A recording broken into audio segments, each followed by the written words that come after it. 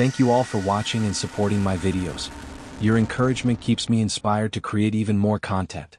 My next big goal is to reach 1,000 subscribers, and I can't do it without your help. If you enjoy what I create, hit that subscribe button and join me on this journey. Now let's dive into the stories. The night was thick like an inky abyss.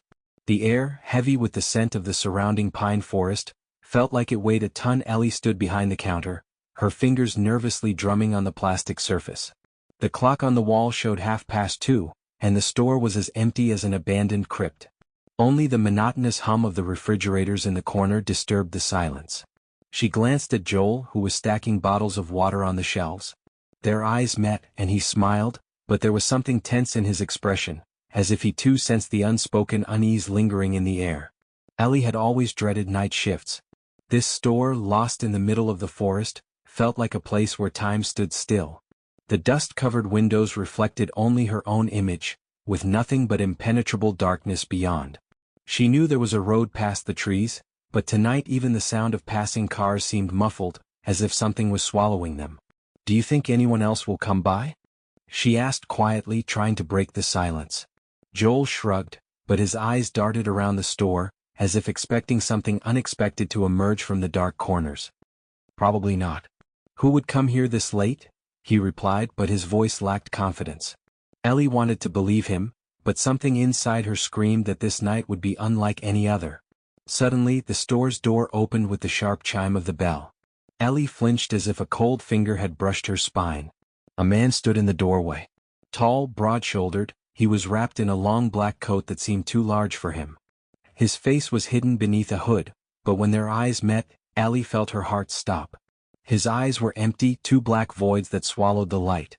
"Good evening," he rasped, his voice creaking like an old door. Joel stepped closer, trying to appear confident, but Ellie noticed his hands tremble. "How can we help you?" he asked, forcing a friendly tone. The man didn't respond. He moved past them slowly, his footsteps heavy, as if carrying an invisible burden. Ellie felt cold sweat form on her back. She tried not to watch him, but her eyes involuntarily followed every move. He stopped at the canned goods shelf, examining them as if choosing something of grave importance. "Ellie," Joel whispered as he stepped closer. "Something's off. He's weird." She nodded, unable to find words. Her throat was dry, and irrational thoughts spun in her head. What if he wasn't human?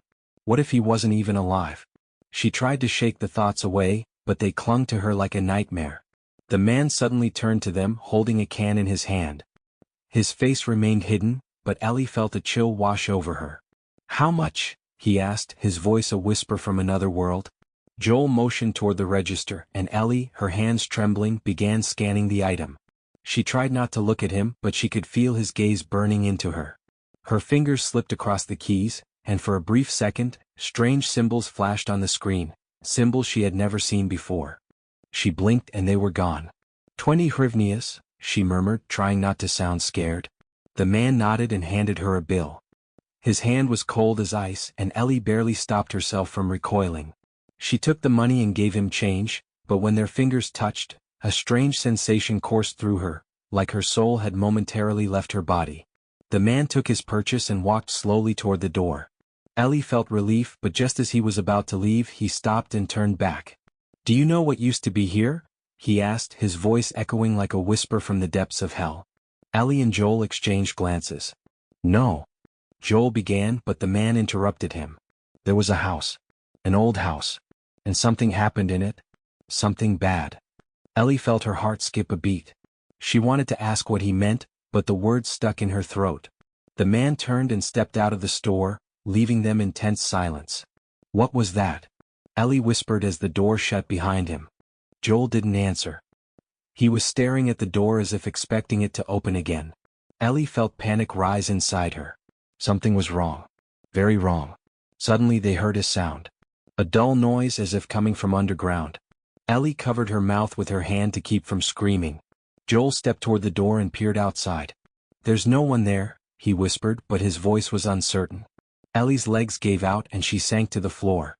Her heart was pounding so hard she thought it might burst from her chest.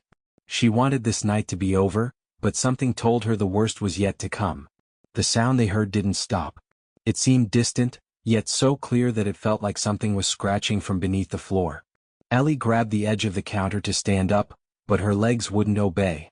Joel stepped closer to her, his face pale, his eyes wide with fear. "What is that?" she whispered, trying to keep the panic from taking over. "I don't know," he answered, but his voice sounded uncertain, like he didn't believe his own words. "Maybe a rat? Or something from the basement." Ellie knew it wasn't a rat. The sound was too deliberate, as if something was trying to get their attention. She pushed herself up, leaning on the counter, and glanced at the floor. The old wooden planks were cracked, leading into the unknown. But now she noticed something strange. One of the boards was moving ever so slightly, as if someone was trying to lift it from below. "Joel," she whispered, pointing at the floor. "Look." He leaned in and his expression changed. "What the hell?" he muttered, trying to pry the board up. It wouldn't budge, but the noise grew louder. Now it sounded like a whisper, someone trying to speak, but the words were distorted, unclear. "Maybe we should call the police?" Ellie suggested, but Joel was already at the door, locking it. "The police won't get here fast enough," he said, turning back to her. "And I don't want anyone else coming in right now." Ellie felt a cold darkness creeping over her. She couldn't explain why, but she knew Joel was right. Something was wrong here. Something that didn't belong to the ordinary world. Suddenly the store lights flickered. Ellie flinched, but Joel grabbed her hand. "Stay close," he said, but his voice was uncertain. "It's probably just an electrical issue." But the lights flickered again, and this time they went out completely. The store was swallowed in darkness, with only faint light from the street seeping through the grimy windows. Ellie felt her heartbeat freeze. She heard Joel searching for something in the dark, and after a few seconds, a flashlight clicked on in his hand. The beam cut through the blackness, only making the store feel emptier, eerier. "We need to check the basement," Joel said, his voice firm. "Why?" Ellie whispered. There could be an answer," he interrupted. "That man. He knew something. And I don't want to wait for that something to find us first." Ellie wanted to argue, but she knew he was right. They couldn't just stand here and wait. She nodded, and they moved slowly toward the basement door. The old hinges were rusted, and when Joel opened it, it groaned like something in pain. The basement was even darker than the store. The air was thick, damp, carrying the scent of rot. Ellie shivered as they descended the creaking stairs, each step echoing like a whisper in an empty cave. "Look," Joel murmured, shining the flashlight on the wall. Ellie turned and covered her mouth to keep from screaming. Black paint scrawled across the wall read, "He is always here." "What does that mean?" she whispered, but Joel didn't answer. He moved the light further, and what they saw next made them freeze. In the corner of the basement stood an old photograph. It showed the same man in the black coat. But in the picture he was standing in front of the store when it looked brand new. In the background was a house that no longer existed. And in the photo the man was smiling. But the smile was wrong. As if it had been painted onto a face that knew no emotion. That's him," Joel whispered. "But how? This photo looks 100 years old." Ellie felt ice crawl down her spine. She couldn't look away. It felt like the man's eyes were watching her, even when she turned her head. Then they heard it, the sound from above. Footsteps. Someone was walking through the store. Ellie clutched Joel's arm, but he was already moving toward the stairs. They rushed up, and Joel swept the flashlight across the store. No one. But the counter was a mess, and on the floor lay the same can of food the man had bought. "He's here," Joel whispered, his voice barely audible. Ellie's body tensed. She didn't know what to do. But then she realized the sound they had heard earlier was louder now. It was coming from the basement. And this time she could make out the words, "You shouldn't have come back." Joel and Ellie stood frozen in the store, their bodies rigid, hearts pounding like they were about to burst. The voice from the basement grew louder, now clear, deep, and raspy, like it came from the depths of hell. "What do we do?" Ellie whispered, gripping Joel's sleeve. "We leave," he said, but his voice wavered. "Right now." They turned toward the door, but it wouldn't budge. Joel shoved it with all his strength, but it was locked tight. As if someone had sealed it from the outside. "No," he murmured, panic creeping in. "That's impossible." Ellie's breath caught as she glanced at the counter. The can of food was open now, dark liquid spilling from it like blood. "Joel?" she pointed. His eyes followed hers and he froze. The thick, dark substance seeped across the floor, carrying a sickly sweet, rotting scent. Then the lights flickered. And standing right in front of them was the man in the black coat. His face was visible now, and it was empty. No eyes. No nose. Just a mouth stretched into that same unnatural grin from the photograph. "You shouldn't have come back," he said, his voice echoing as if from another world. Joel grabbed Ellie's hand and pulled her toward the back exit. But those doors were locked too. The man didn't move. He just stood there watching. Smiling. "What do you want from us?" Joel shouted, trying to sound strong, but his voice trembled. The man didn't answer. He simply took a step forward. And Ellie knew they wouldn't escape. Something was wrong here. Something that didn't belong to this world. Joel and Ellie pressed against the wall, trapped. The man in the black coat inched closer, his empty eyes locked onto them. Ellie's breath came in short, shallow gasps. "What do you want?" Joel yelled again. The man's smile widened. "You shouldn't have come back," he repeated. "This place has always been mine." Ellie's stomach twisted. She didn't know how, but she knew he was telling the truth. This place belonged to him. And they were just visitors he could claim at any moment. "We didn't do anything to you," she whispered. The man tilted his head. The lights flickered once more, then everything went black. And Ellie heard his voice right next to her ear. "But now you have." Brock sat behind the counter of the small, dark shop on the outskirts of town, his face illuminated only by the pale light of his phone screen. He was tapping the screen, intently playing Clash Royale to pass the time until his night shift ended. Time dragged slowly. The shop was located at the edge of the forest, far from any civilization, and the silence in the surroundings was so oppressive that even his favorite games didn't bring the usual enjoyment. The darkness in the room seemed even deeper when Brock lifted his head and noticed a car approaching the shop from the road. Not quite an ordinary car, a black SUV with tinted windows that stopped right in front of the entrance. He couldn't make out the license plate, and even the car's sudden appearance in such a deserted place made Brock's heart flutter. The windows were shut and a man got out of the vehicle. An unusual man, tall, with indeterminate facial features, dressed in dark clothes that seemed too young for him. Despite the late hour, the man calmly headed toward the forest. Brock felt a strange tension in the air, as if everything around him was pressing down on him. He turned his gaze back to his phone, but the uneasy feeling wouldn't leave him. As soon as he set his phone down, the man reappeared on the horizon, this time heading toward the forest. Something about his walk struck Brock as odd, a very quick and determined pace, as if he was hiding something.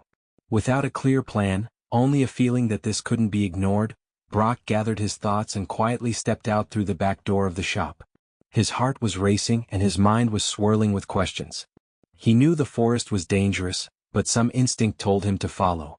The setup. Brock moved quietly through the dimly lit forest, trying to stay hidden behind trees so as not to be noticed.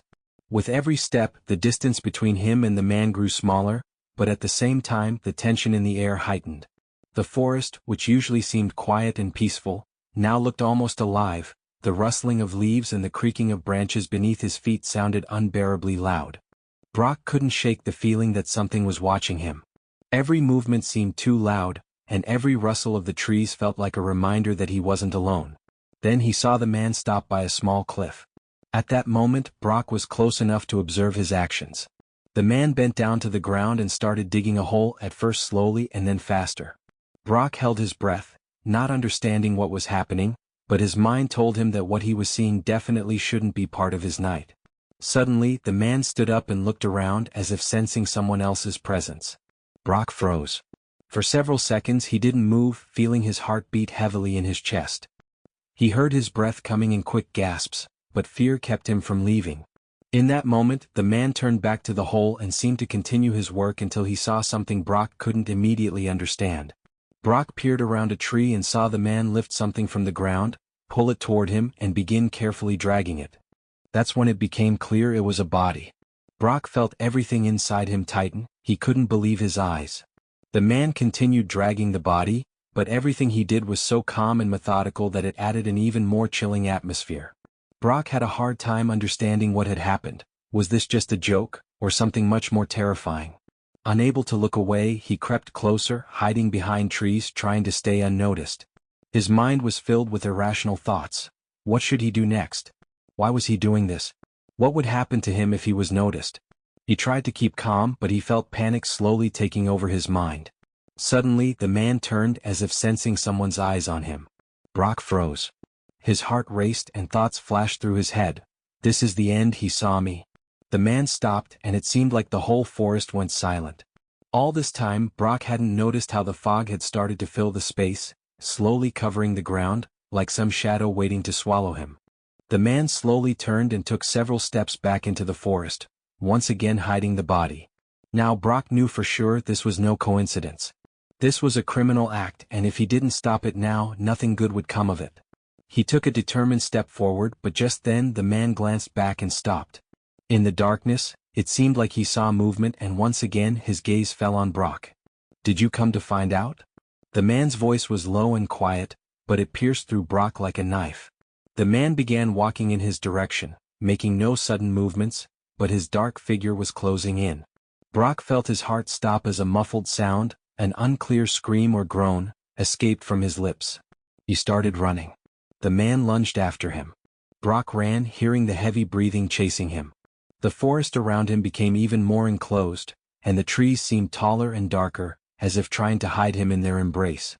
He tried not to think about what was happening, just to run without looking back. And then, when it seemed like he couldn't keep going, he glanced back for a moment. The man had stopped. And Brock saw something in his hands that he hadn't expected. It wasn't a shovel. It was something else, heavy, dark, with indistinct outlines. The man spoke for the first time, with a mixture of fear and inspiration, as if revealing some unbearable secret. "You don't understand. They must stay here. Leave them here." Suddenly, something flashed in Brock's mind. Something wasn't right. This wasn't just a crime, this was a ritual. Maybe he was already too close to understanding the whole truth, and that was the last straw. But then Brock saw something very strange. The man standing before him wasn't moving, as if he didn't feel anything.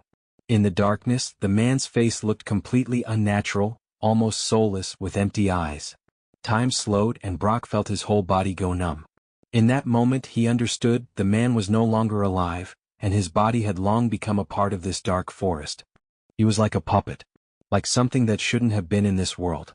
And what he was digging and why he was staying here was not just a crime, it was an invisible boundary between the world of the living and the dead. The shadows around Brock began to consume him, and his own reflection started to blur.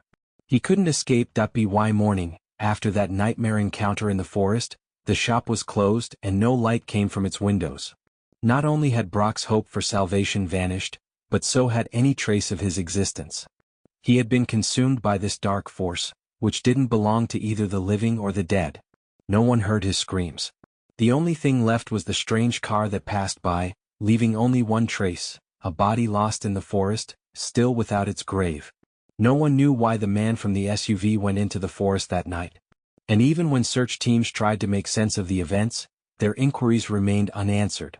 The only thing they found was the dark, merciless shadow hanging over the forest, likely leaving behind its victims, who never managed to escape.